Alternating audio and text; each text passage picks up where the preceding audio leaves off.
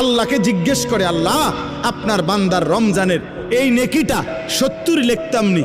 আল্লাহ বান্দার দিকে তাকাইয়া যখন দেখে গুনাহ থেকে মুক্ত, আল্লাহর জিকিরে তার জিব্বা ভিজা, আল্লাহর মহব্বত তার কলিজার মধ্যে, সুন্নাত মোতাবেক তার জীবন, আল্লাহ তখন বলে না 70 না 700 লেখো, 700, 7,000 লেখো, 70,000 লেখো, 7 লক্ষ লেখো, 70 লক্ষ লেখো, 7 কোটি লেখো, 70 কোটি লেখো, 70,000 কোটি লেখো। এক সেজদা, এক সেজদা, একবার সুবহানাল্লাহ বললে আল্লাহ বলে লেখো 70,000 কোটি সুবহানাল্লাহ লেখো।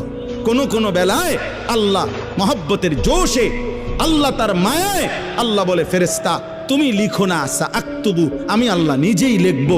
এই নেকি তুমি দিয়া পারতা না, আমি দেবো আমার বান্দার নেকি। বলেন বাপ, বলেন। আহাজ